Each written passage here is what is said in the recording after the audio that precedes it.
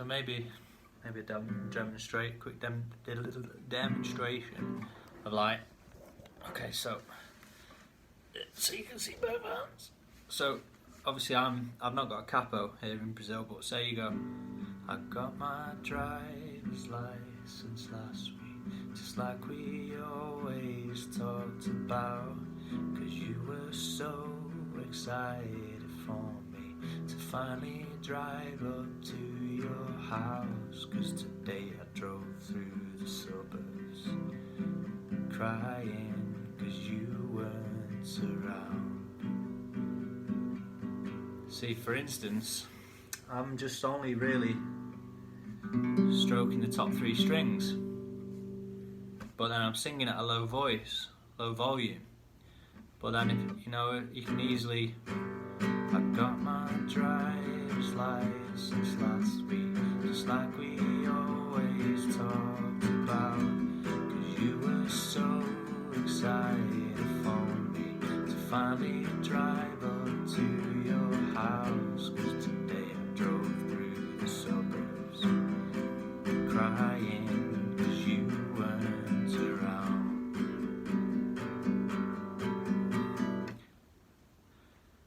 Or Claire Crosby does it more like, I got my driver's license last week, just like we always talked about, 'cause you were so excited for me to finally drive up to your house, 'cause today I drove through the suburbs crying 'cause you weren't around.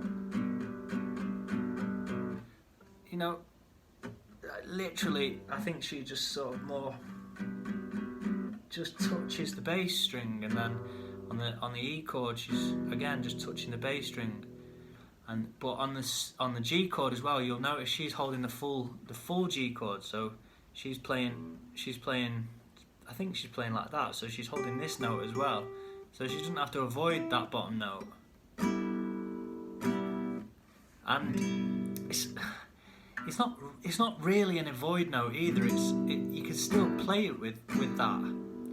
It's, I got my driver's license last week, just like we always talked about, 'cause you were so excited for me to finally drive up to. Just demonstrating, you can play that note as well if you want. It's just, you know, when you're trying to sing along as well, you kind of want the notes that I don't know, that add the least tension to the harmony. So it's kind of an avoid note, it's kind of not an avoid note.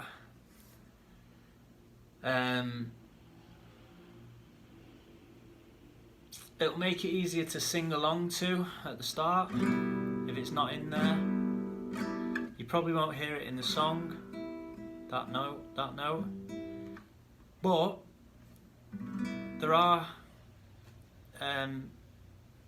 schools of thought and people that would just think, well, it's, you know, it's not like, for instance, that note really is really an avoid note. So there's different levels of avoid notes, you know. That note really disturbs it. I got my driver's license last week, just like we always talked about. And then, let's say, about you were. That's an example. So all I've done there is put that note and that note. They're like even more avoid notes. So there's levels of avoid notes, and let's say, and all they do is basically add tension to a chord. So, you know, that's the G without any avoid notes. That's with that E note. And it's just got that little bit of extra tension that's maybe unwanted. So you can use it, it just might put you off your singing a little bit.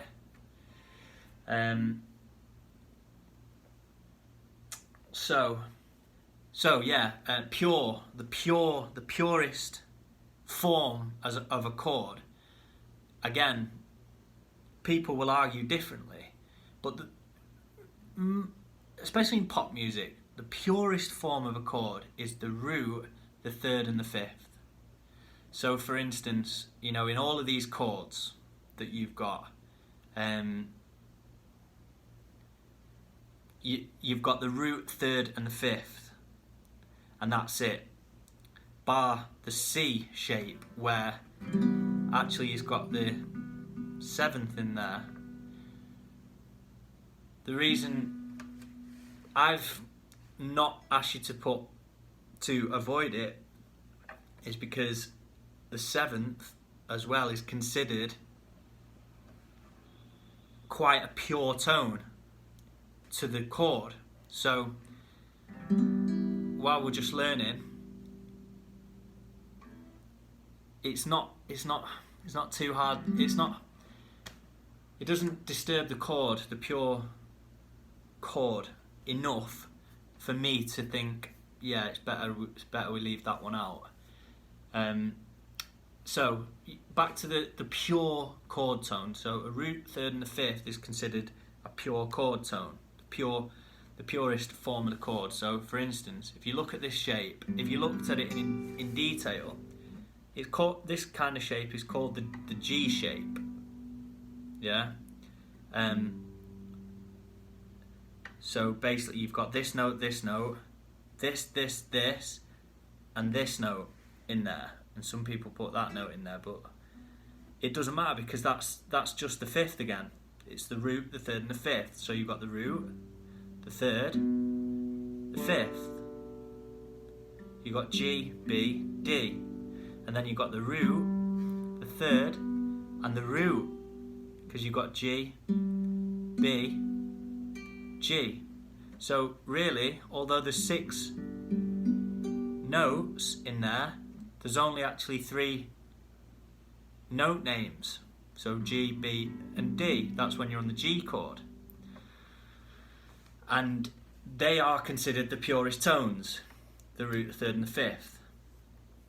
Obviously you can go further with it. You can go like looking into so the seventh is added, is considered a pure tone, like on the C chord. But again, that's up for debate. But say another example. Let's say we go to the E minor chord. Again, we've got 1, 2, 3, 4, 5, 6 available notes when we play these. But we've got E, which is the root of the chord, B, which is the fifth, E, another root, the third, the minor third, which is the G, then you've got the B, which is the fifth again, and then the root again. So again it's root, third, fifth, E minor, root, minor, third, fifth, and then the C. So the root's here, this G here is the fifth, so it's part of the pure chord tone. Then here is your third, which is an E. So you got fifth, root, third, fifth. Then there you've, like I say, you've got your major 7, which is considered quite a pure tone. Then you've got your third again. So when you're actually holding that shape, you can hit any of the notes and they're all considered quite a pure sound. What was the other one? The D. So you've got the D shape. This is an avoid note in the D shape. Now listen to the chord with it. got that growl down south, or in the low notes, and without it, well, that's with the A. It's a D chord, but that's got the A in the root, in root position. But really, that's the root, the D. So that's really the purest form of the chord.